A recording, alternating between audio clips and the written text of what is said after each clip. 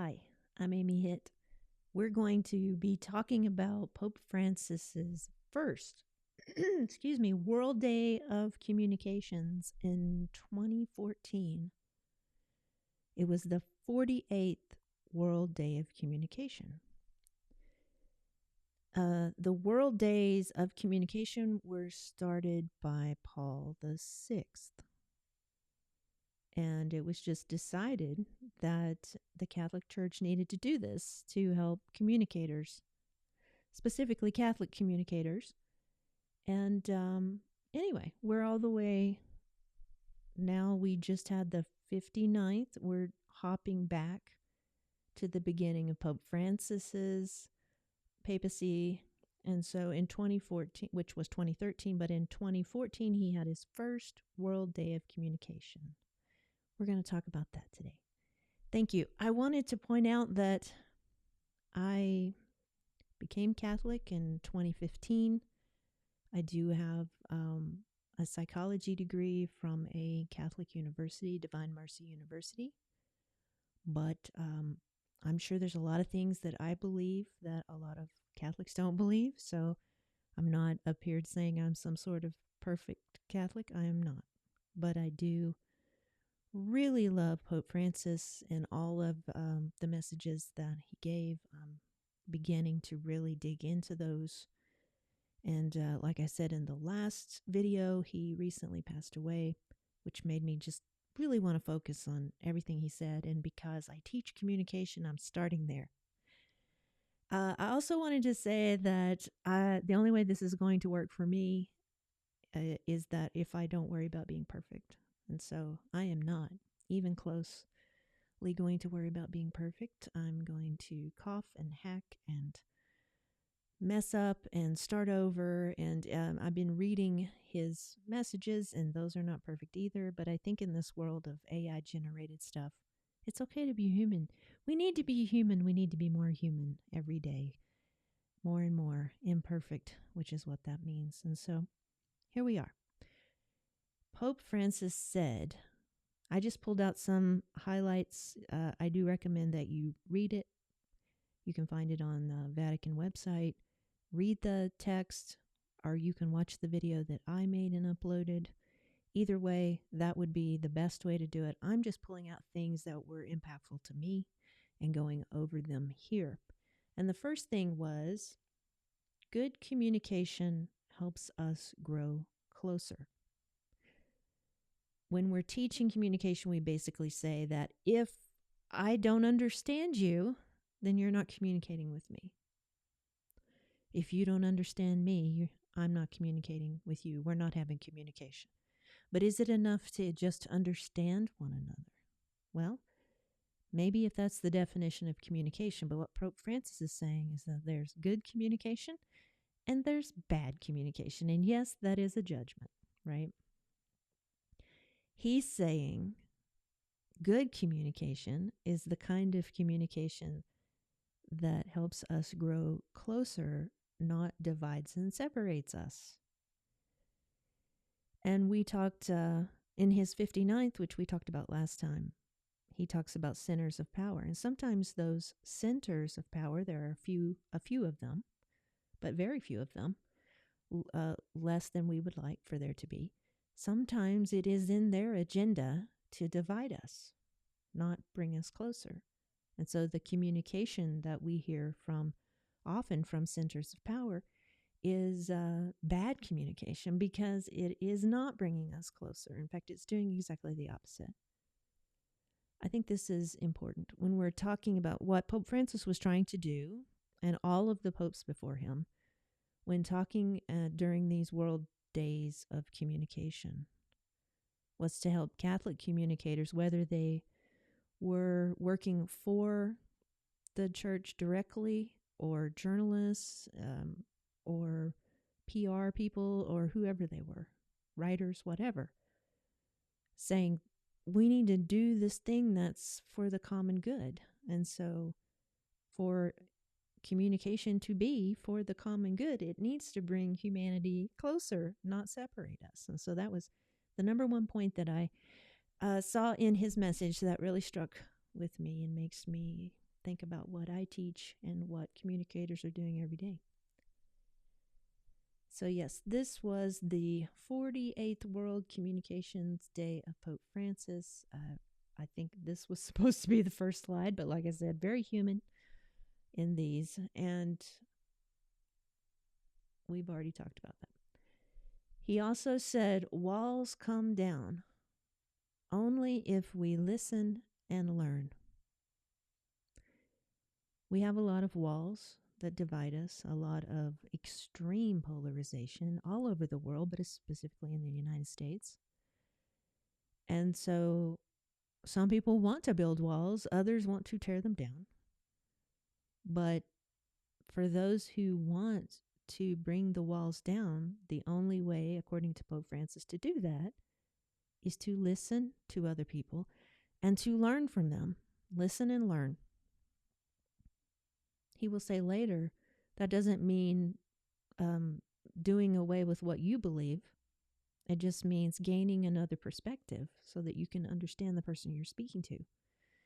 Getting rid of the idea that your way is the only way. I mean, I'm sure there were some truths that Pope Francis would have said, yes, it has to be this way, the dogma of the church.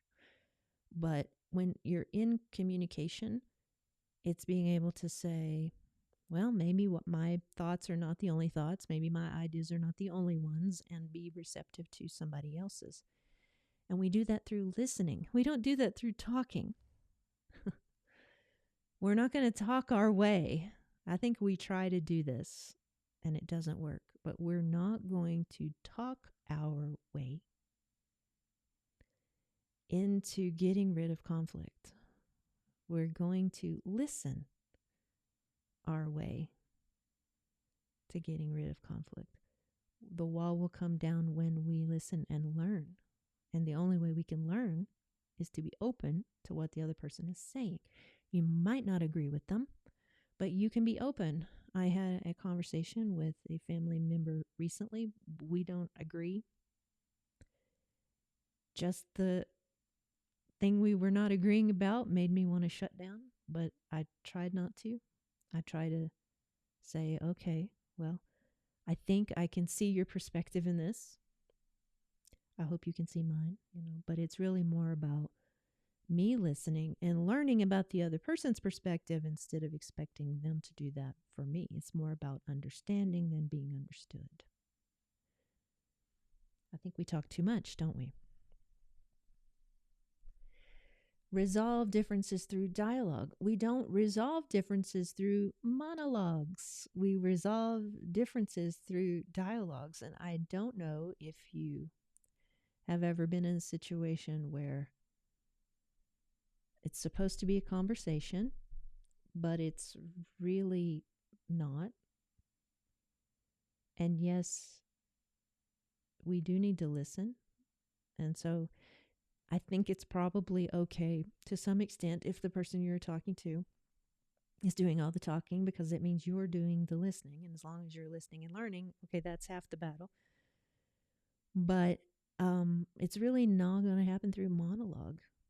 And so if the person you're talking to isn't able to listen and learn from you, then that's probably a monologue on their side, and it's not a conversation and it's not a dialogue, and it probably won't go anywhere. So these things have to be two-way streets.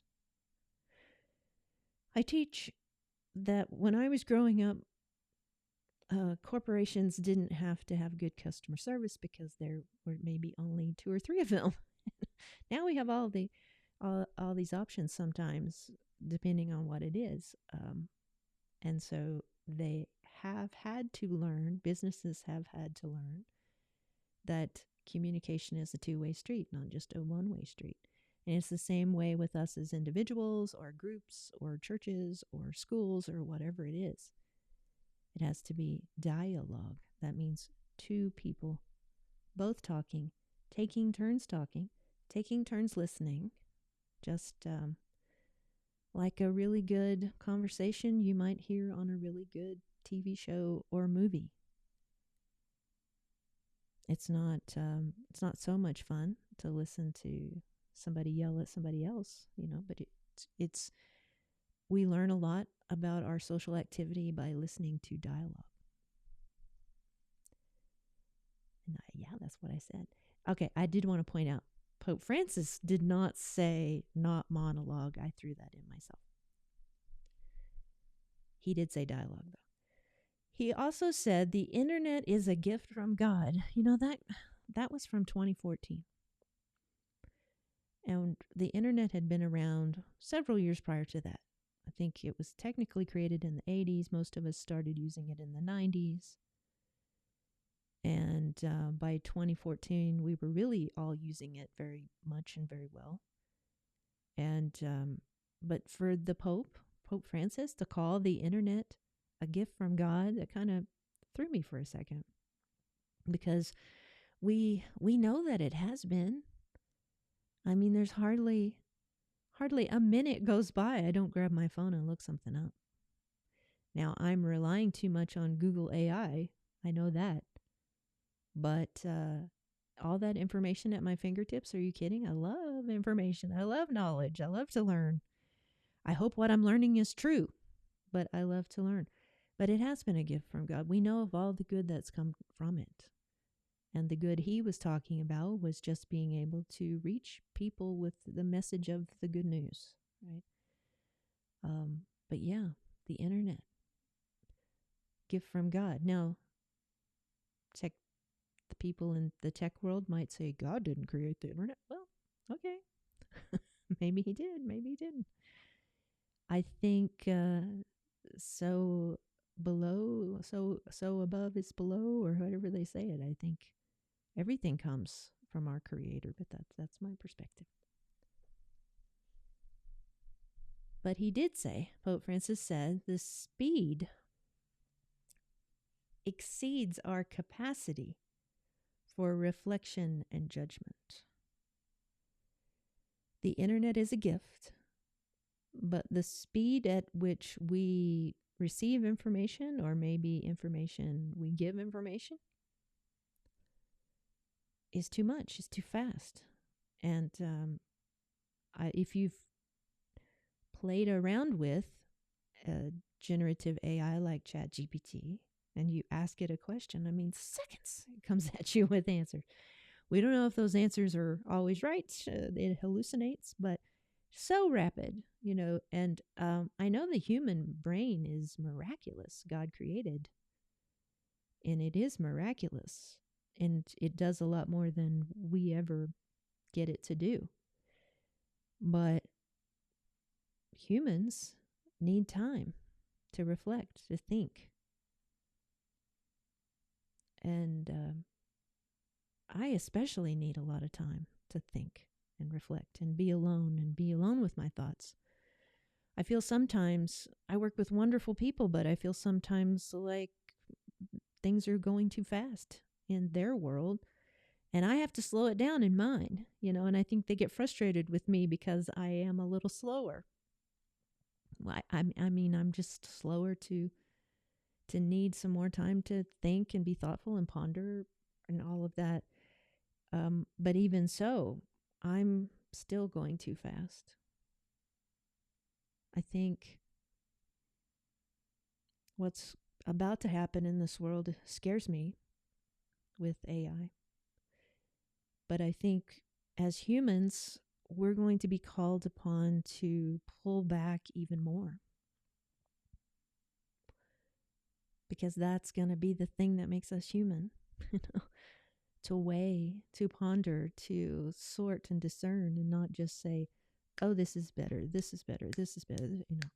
Computers are making A, B decisions, 1 and 0 decisions at lightning speeds, and that has to be utilitarian. And humans are going to be called to be something that's not utilitarian. That's human, that's soul, that's God. Although I think we can get immediate messages through the Holy Spirit. The reading today was that the Holy Spirit teaches us everything we need to know. Especially in times of danger or whatever, you can get a really quick download about what to do and not to do, and that saves lives. But for the majority of our dilemmas and our challenges and our problems, we need to think about it. And yes, computers help us. I do think they do help us. They will help us in a lot of ways, in a lot of different ways, that we will be glad that it happened. But we don't want to lose our humanity, and we need to take this time to reflect so that our judgments can be good. The speed also does not help us be balanced in our self-expression, Pope Francis said. Yeah. We react quickly. Somebody makes a comment on our comment or our post, and we react quickly, and therefore it doesn't help us be balanced. Where's our knee-jerk reaction of self-expression? It's cause and effect or whatever. So the ability to slow down is important. It's already important, and it's going to be more and more important as we go.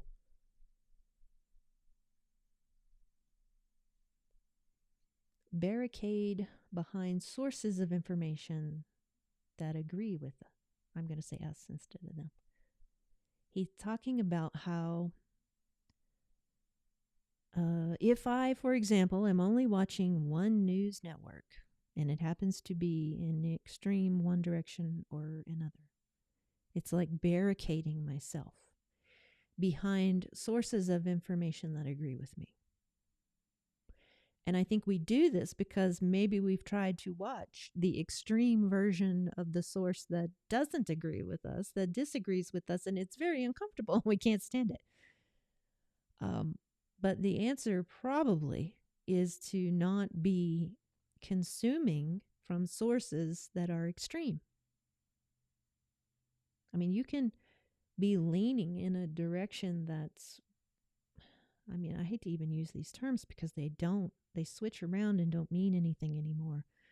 But maybe you're more progressive and somebody else is more conservative. And like I said, those can flip and flop, and it's not particularly one side or the other. It exchanges. But if you lean more progressive in your ideas and your thoughts and what you believe, that doesn't mean you need to go only listen to really, really extreme progressive things.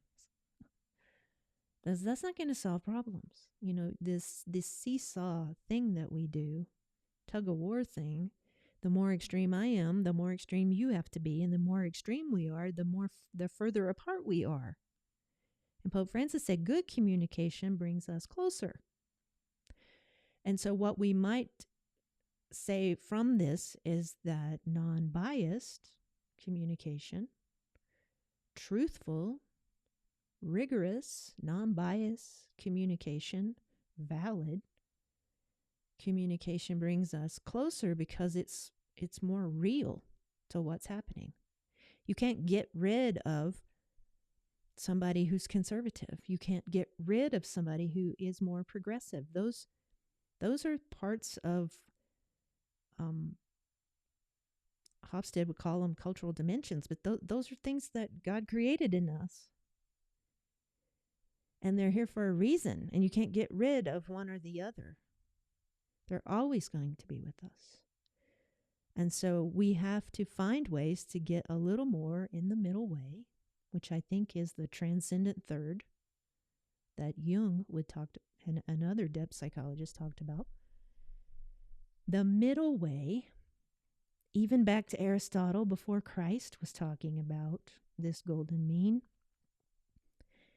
is really better.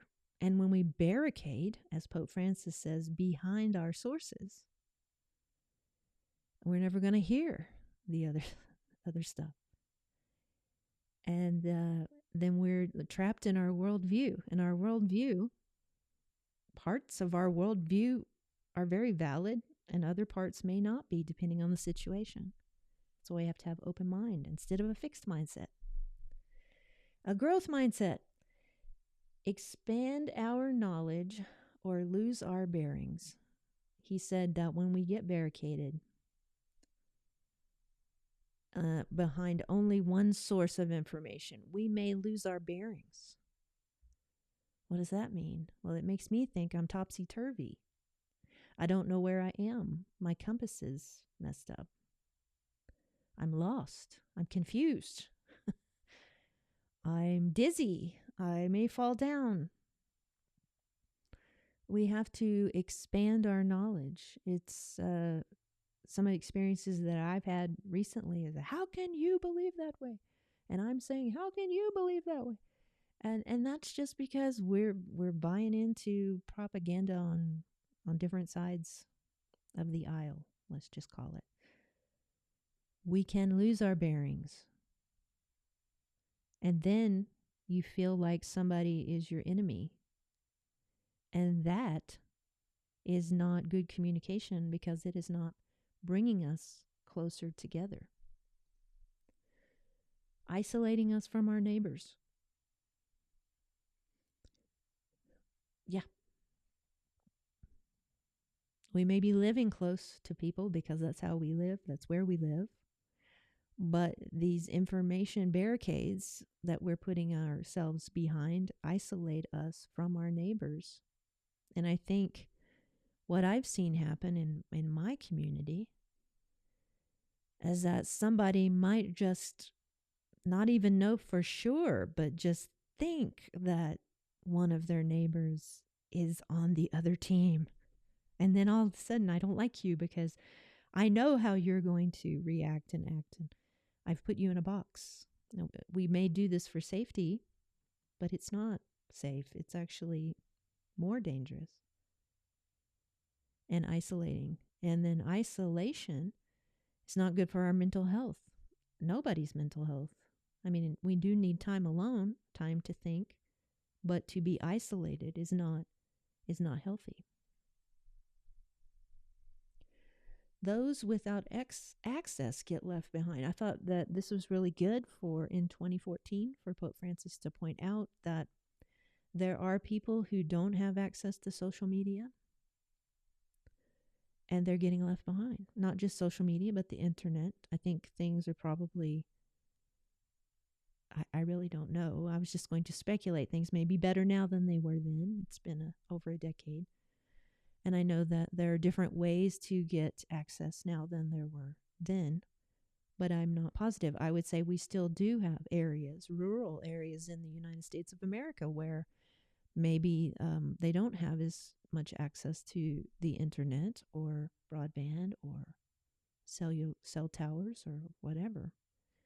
There are some dead zones, and nobody seems to care. I mean, there are some people who care about it, but not everybody cares about it. And yes, certain groups of people can get left behind.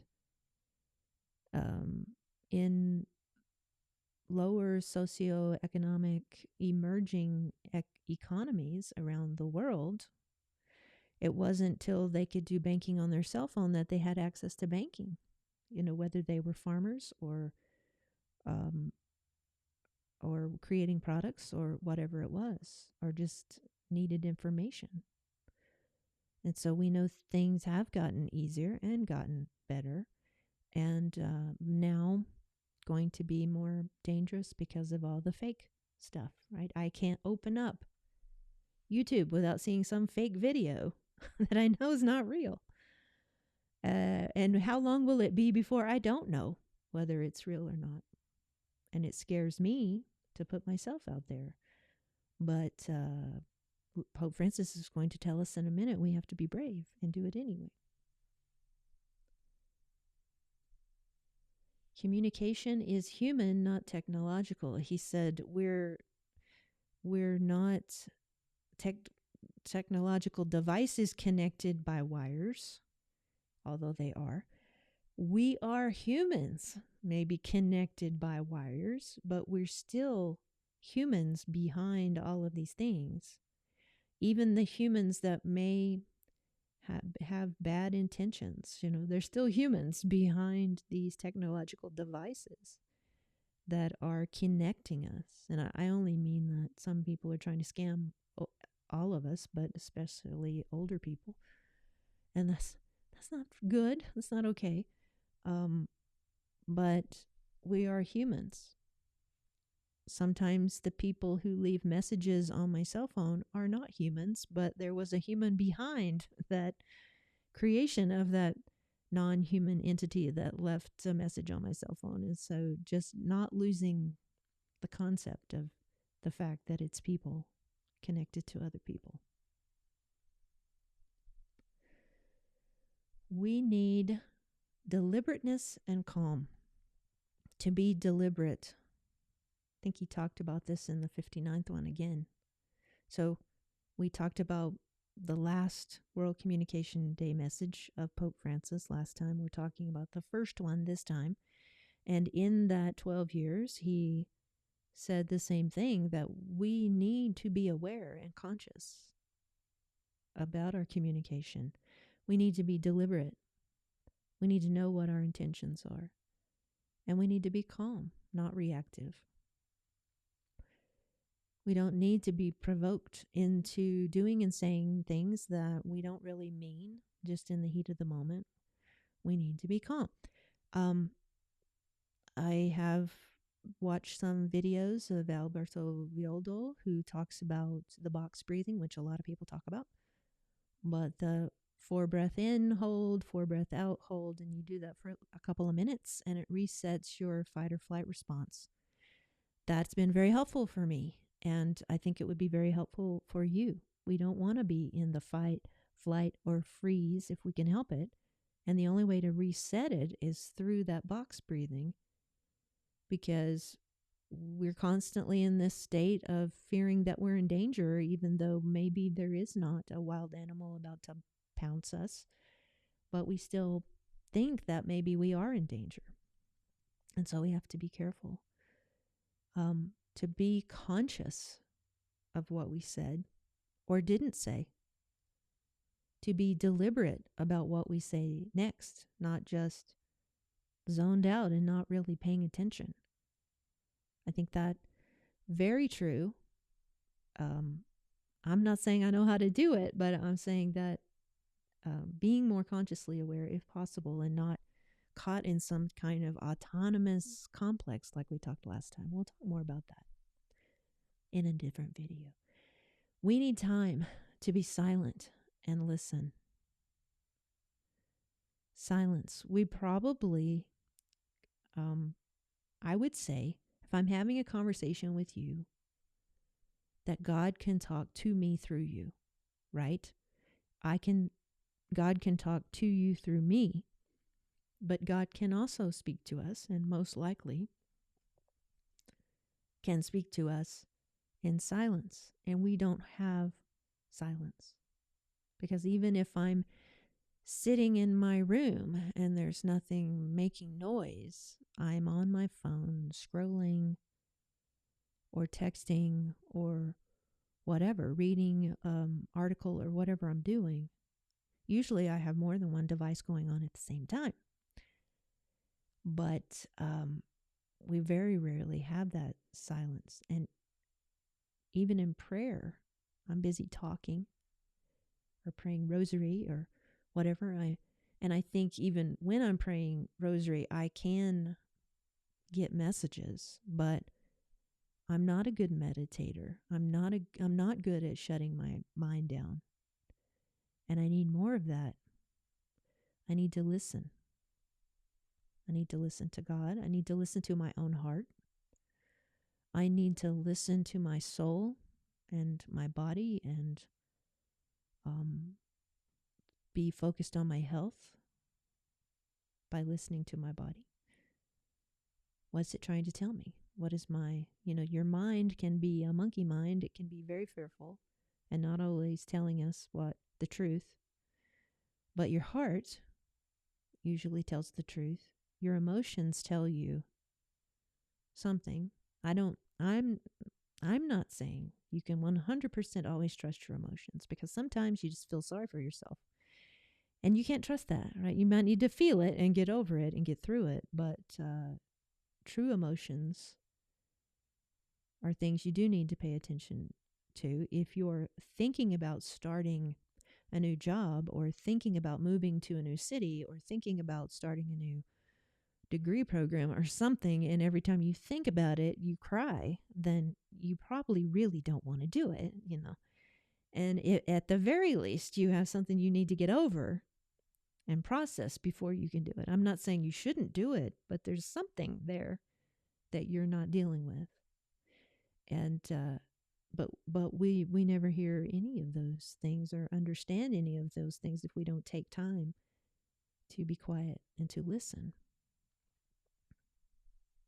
You might think your emotion you're experiencing is about something totally different than what really is about.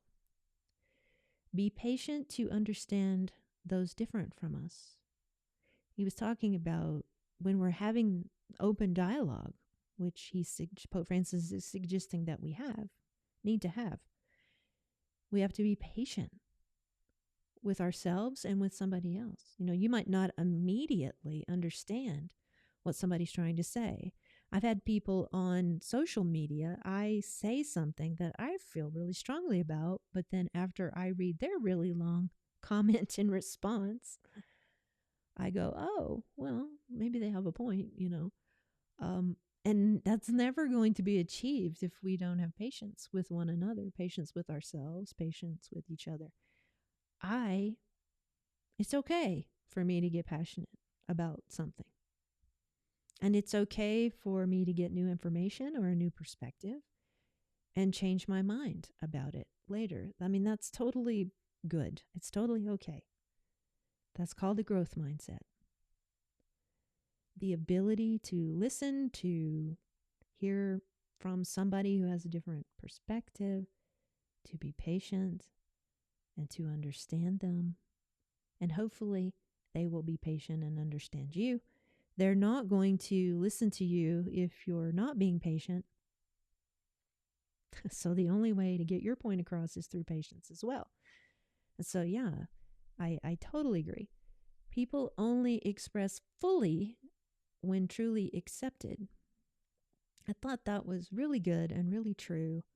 What Pope Francis is saying is that you're not going to tell me what you think if you think all I'm going to do is judge you and tell you you're wrong and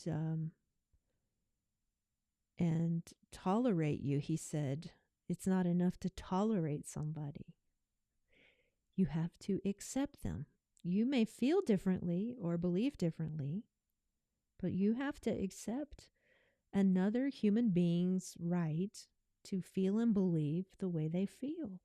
And if you can't, then you're just totally trying to control your environment because you probably don't believe as strongly as you think you do. We talked about this last time. I think the people yelling at me probably aren't as sure about their beliefs as they are acting like they are. It's the calm, patient person who's very settled, perhaps, in the way they believe. But to accept one another, to say, I accept you and your right to feel the way you do. I don't agree with you. I hope you change your mind, whatever. But I accept. And I'm not trying to fix you. Maybe I'm not trying to change you, but I am putting my ideas on the table. And I hope and pray you will accept me in my stance and who I am without attempting to fix or change me or just tolerate me, but a true acceptance that as a person created in the image of God, that I have a right to my own thoughts and feelings and actions. And I think my mother said, your rights end where my nose begins, but to just accept that another human has the right to their thoughts, their beliefs, their feelings, just like you do. Learn to look at the world with different eyes. I've had those experiences where I maybe drive the same road to work every day for years, for a decade. And then all of a sudden, I see something I've never seen before, and it's been there the whole time, whether it's a street name or a store or whatever, a building, a person who has a building. And then you're like, whoa, how come I didn't see that? I was unable. I didn't have the ability to see it, apparently. I was blocking it. To see the world with different eyes, to see from someone else's perspective once you've taken the time to listen and learn. I mean, shouldn't we want to know the truth? Do we want to know the truth? I don't know. I think we've gotten really bad about just wanting to know our own truth, whatever that is, but maybe not the truth. And the only way you can know the truth, besides the Holy Spirit and your own personal experience, is to listen to the personal experiences of the other person in front of you. And then to put yourself in their shoes and begin to see from their point of view with different eyes. They've had different experiences. And you've had different experiences. And it's sharing those, we call them knowings, right? I know this is true because I lived it. They know somebody else knows something's true because they lived it, and it's the sharing of that information and actually listening and learning and seeing with different eyes that can get us closer to knowing the actual truth.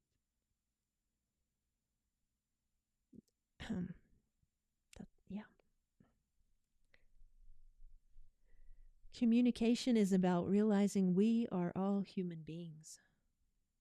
Last time, from the 59th, we heard Pope Francis say, he was quoting somebody else, that conflict begins when faces melt away, when we can't see faces anymore. There are people who have been convinced that other groups of people aren't humans. I mean, that's evil, right? That's brainwashing, and it's evil to believe another group of human beings are not human beings, because all human beings are human beings. I, for one, think we need to treat the planet and animals with kindness, and definitely all human beings with kindness, but the whole world with kindness. And I don't always do that. But I want to. I want to grow into being a St. Francis, a Franciscan-like St. Francis person, that sees humans as family and sees animals and the wind and the sky and the sun and everything in that same, everything's a part of God's creation. But Pope Francis is saying that communication is the road to where we see this, that all human beings are human beings. Because if you don't have a conversation with somebody, it's easier to pass them by. You have a conversation with them, and you realize they're just like you, just like I mentioned Paul Salopek in the last video. All the groups of people that he has run into walking across the world, they all have the same worries and the same struggles and the same problems. Every one of us. And he has learned that through going into their home and having dialogue with them, having conversations with them. If you're not willing to have a conversation, if you're not willing to have dialogue, if you just want to have a monologue and you don't want to see people's faces, then it excuses you to act the way you do when you disregard people and land or whatever it is that you're disregarding. Much harder to do that when you realize that we're all the same. Communication aimed at promoting consumption and manipulation is a form of violent aggression. Now, we know from Laudato Si and a lot of other writings and speeches that Pope Francis had given in his lifetime, we know his stance on this. And I teach some things that can be used, advertising, public relations can all be used for good or for bad. It's a tool. Communication is a tool, and you can use it to spread propaganda, or you can use it to spread truth. David Ogilvy said the best advertising was just telling the truth, giving information about a product. If you have to lie about your product, it means your product is bad. It's not good. Nobody needs to be buying your product because it's not good. And I think that's true. And so when communication is aimed at promoting only consumption and overconsumption, when you want somebody to spend money they don't have on your product, and you're manipulating them into doing it by triggering their complexes that are uncontrollable, then it is a form, Pope Francis said, of violent aggression. And I think that is something we don't hear enough about. We've grown up thinking business is just one of those things, And it doesn't always happen through business. It could happen through other organizations or political organizations or governments, or I get it. It's not just corporations, for-profit corporations, but it usually is. And I think we don't talk enough about it. Fully functioning society theory, and I don't remember who came up with it, says you need to create products and services that help people flourish, because that's good for you and your products and services. You need to be good citizens in the area that your business is located, so that you can help the people around you flourish, because a world of flourishing people, everybody flourishes. But when people are being self-serving, being selfish, being narcissistic, then they don't really care about whether people are flourishing or not, right? They just want to make their money, and they want to sell their business, and they want to maybe go buy an island and play golf all day. That's what Yvon Chouinard, the founder of Patagonia, said. He didn't understand that, but that's what some people want to do. And nothing against golf. I'm just saying that if your goal in life is to sell a lot and then whatever, maybe we haven't connected the dots about how what some people are doing is actually harming other people. And I will put myself in this category. Maybe there are things I'm doing that I don't really realize. I haven't connected the dots that could be causing somebody else to spend money they don't have. And therefore, it is a form of aggression.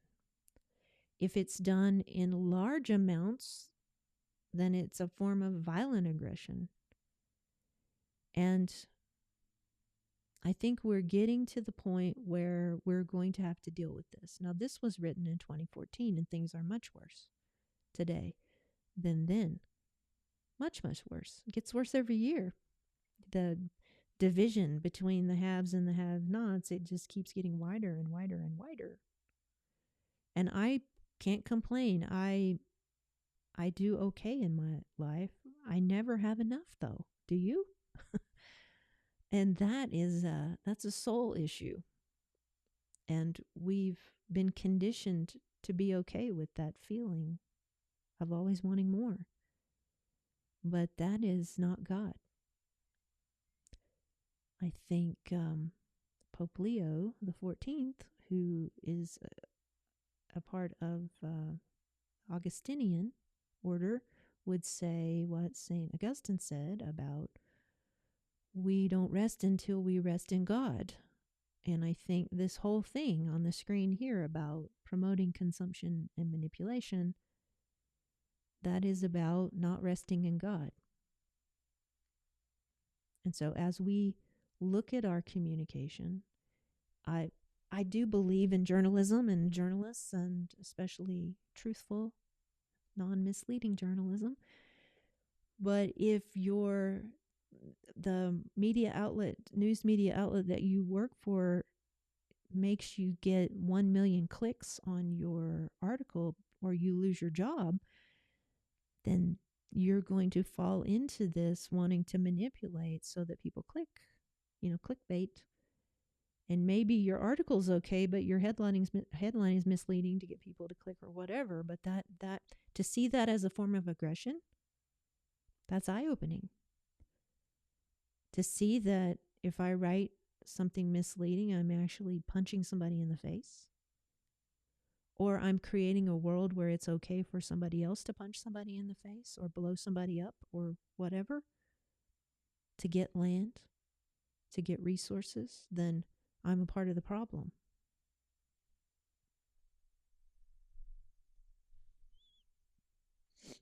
Excuse me. Like the man in the Good Samaritan, a parable about communication, people are beaten, robbed, and abandoned.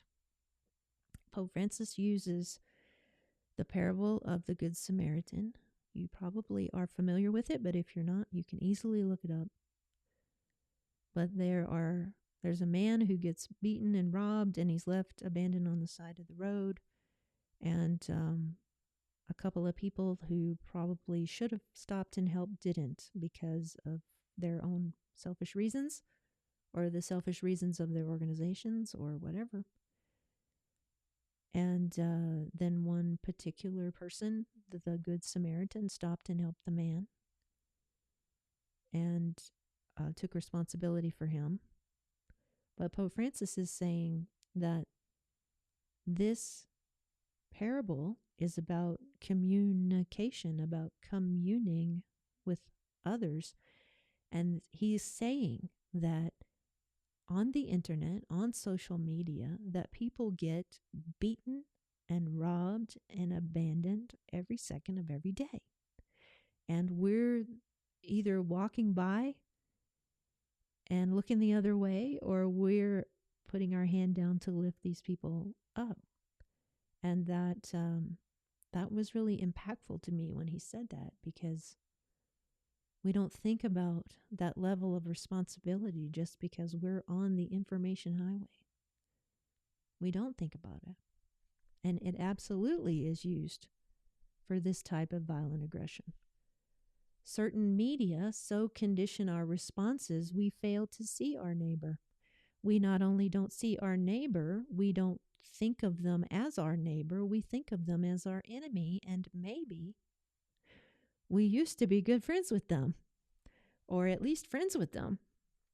And now, because we're being conditioned by these things, they say that from age 0 to 5 years old is where we get the majority of our conditioning and develop the majority of our personality. But then our brains don't quit growing until I think we're over 25 years old. And so after that, we think, oh, we're not being conditioned anymore. In fact, we're trying to get unconditioned, most of us, to stand up to organizations that conditioned us or people that conditioned us. But what Pope Francis is saying, if all I do is watch one particular news channel, I'm getting conditioned every day.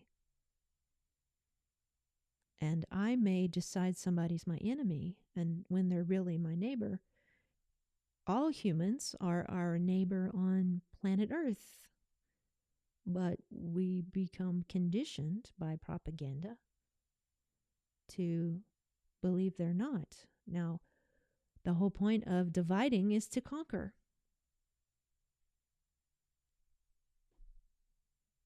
So somebody's trying to conquer us, each and every one of us.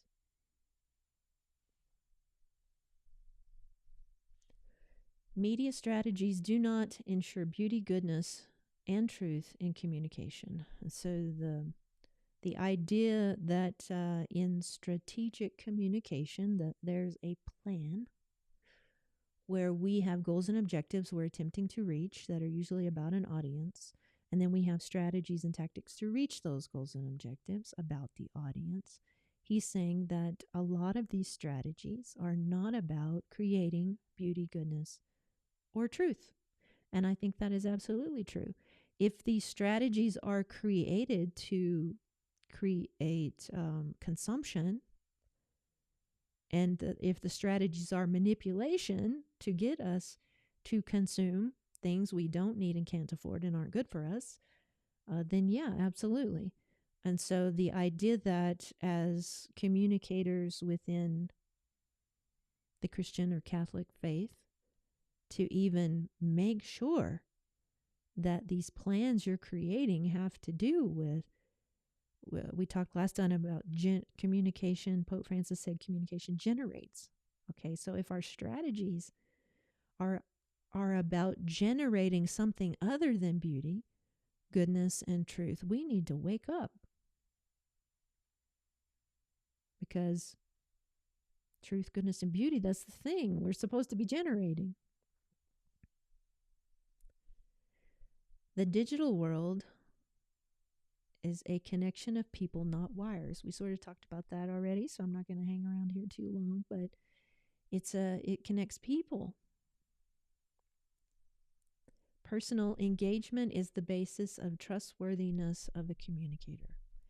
People are not going to trust you if you're not listening to them, if you can't mirror them back to them, see them and mirror them, and to engage with them on a personal level, and not just the kind of fragmented, personalized ads that we see on Facebook, but actually a human to human personal engagement, then the people are not going to trust you. I think that is the thing probably that AI is about to generate the most. Generative AI is to create a world where nobody trusts anybody. Nobody trusts the media that they see because they don't know if it's real. They don't trust it because they don't know if it was created by a human or a computer or whatever. To not trust anything. And that's maybe going to pull us off digital a little bit or a lot. We'll see what happens. But I do agree with him that this personal engagement is the basis of trustworthiness, and you must have trust to be a good communicator, whether you're speaking in front of a large group, a small group, or one-on-one. You must have trust. He said he would rather have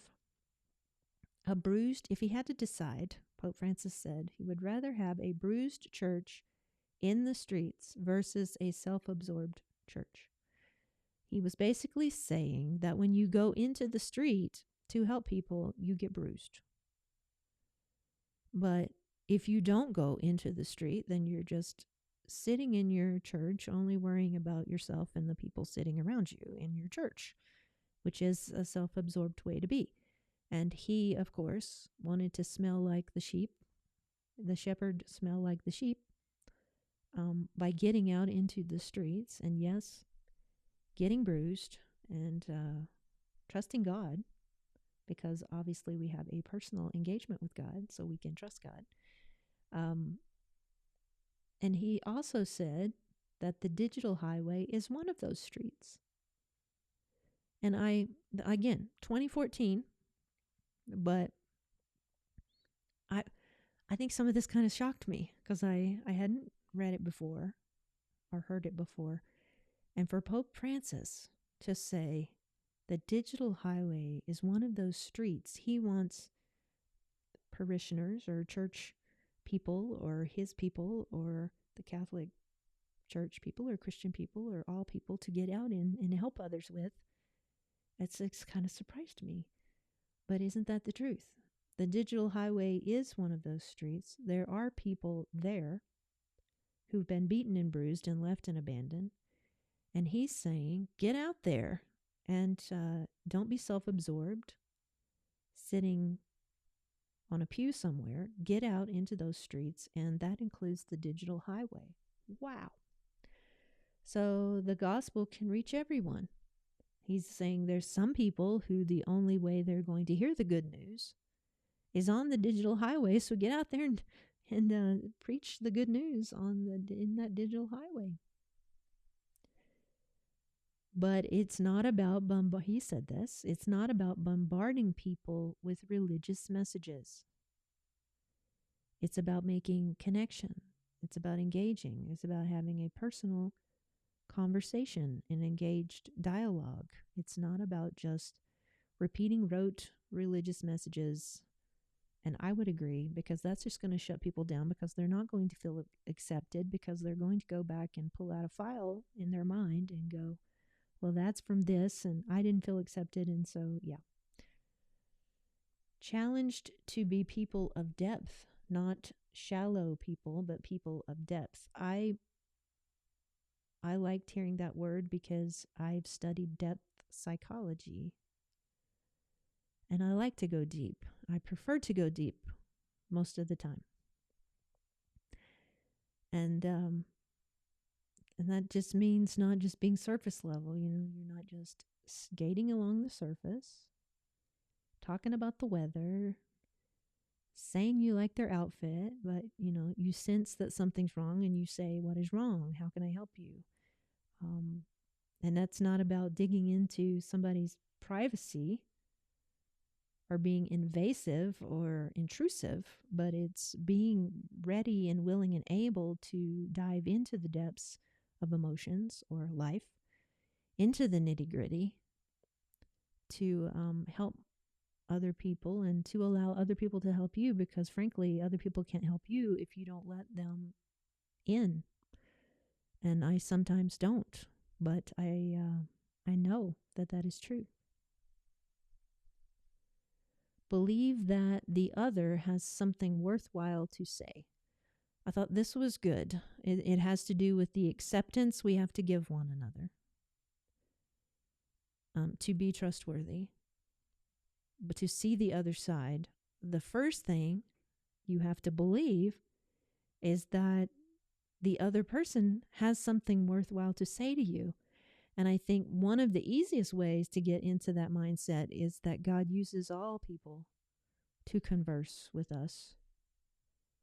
And we will get a message from somebody that has to do with something we need to hear, but also to just value another person's experience and to say, well, my experience was this, but I can accept the fact that you've had a different experience, and we both need to share this with one another.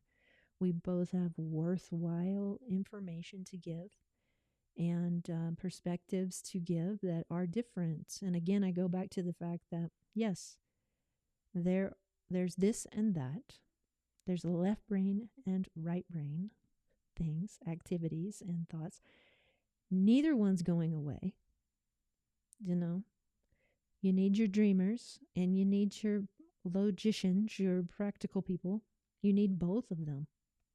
The world can't exist without both of those perspectives. And even if you've had a bad experience with a dreamer or an analytical person or whatever, you need to say that they've got something worthwhile to share that will help solve this problem, whatever that is, overcome this challenge, whatever it is. Renounce the claim that that only your ideas are valid.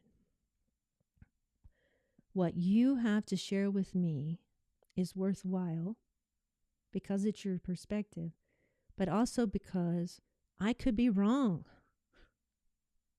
Maybe my idea is correct, but what if it isn't?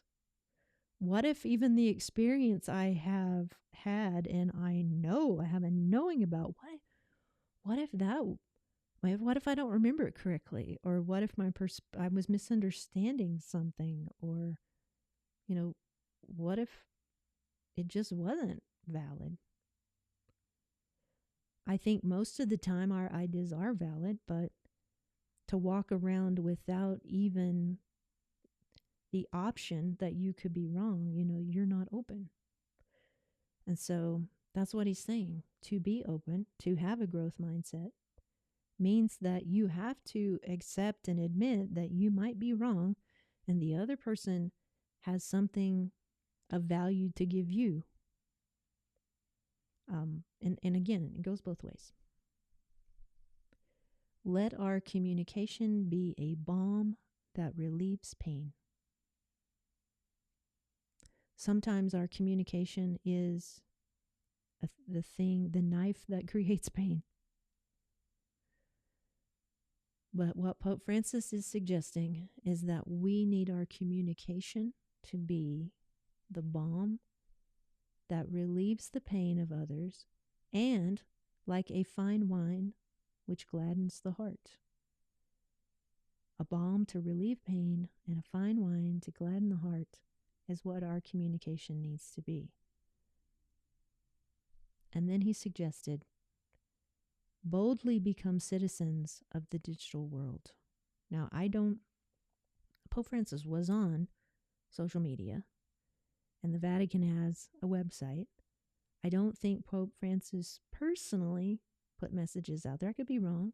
I think Pope Leo the 14th may. I don't know. Well, we don't know yet.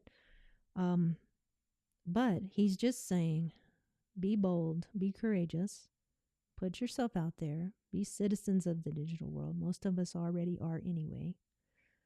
But when you say something, let it be a balm that relieves pain or something that gladdens the hearts. And this was back in 2014. It's very similar to the last World Communication Day this year, where Pope Francis said to generate stories of hope, to find stories of hope, and to give them.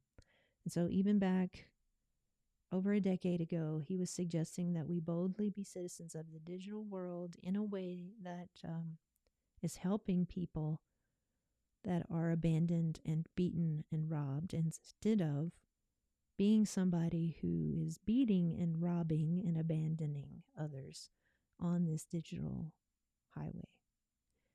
All right.